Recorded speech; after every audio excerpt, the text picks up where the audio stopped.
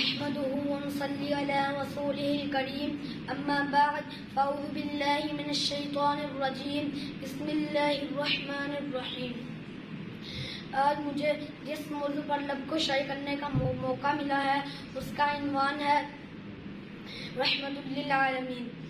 دنیا میں ہر طرف اندھیرا ہی اندھیرا تھا. صدر الوقار چاند تھا لیکن بے نور سا، تارے تھے لیکن بجھے بجھے سے، آفتاب تھا لیکن ڈوبا ڈوبا سا، عقلوں پر پتھر پڑے ہوئے تھے، دل اجڑے اجڑے ہوئے تھے.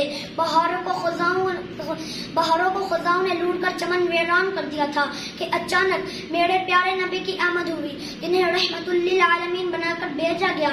وہ رحمت للعالمین جس کی انگلی سے صحرا میں چشمے پھوٹتے ہیں، وہ رحمت للعالمین جس کی سواری سے بیمار اپنی صحت یاب ہو جاتی ہے، وہ رحمت للعالمین جس پر بادل اپنا سایہ کرتا ہے، جنات کے قافلے جس کے دربار میں تشریف لاتے ہیں، جس کی قربت ابو بکر کو صدیق، عثمان کو غنی اور عمر کو فاروق اور علی کو شیر خدا بنا دیتی ہے، جس کی نسبت فاطمہ کو خاتون جنت اور حسین کو سید الشہداء کا درجہ عطا کرتی ہے. میں اس رحمت للعالمین کی شان کیا بیان کروں.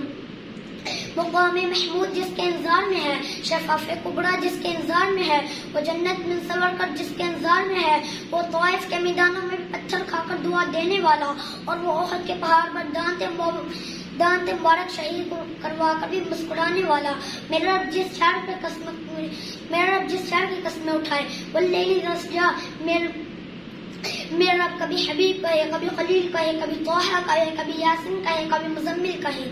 ہاں صدر الوقار اس رحمت للعالمین کو سجدوں میں روتا ہوا دیکھتا ہوں، پر افسوس آج اس کی امت تفرقوں میں بٹی ہوئی ہے، ایک دوسرے کے لیے سینوں میں نفرت بڑھی ہوئی ہے.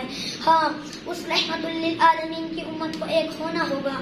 جس طرح لب سے لب ملتے ہیں نام محمد کے سبب، جس طرح لب سے لب ملتے ہیں نام محمد کے سبب، کاش ہم سب مل جائیں اس نام محمد کے سبب.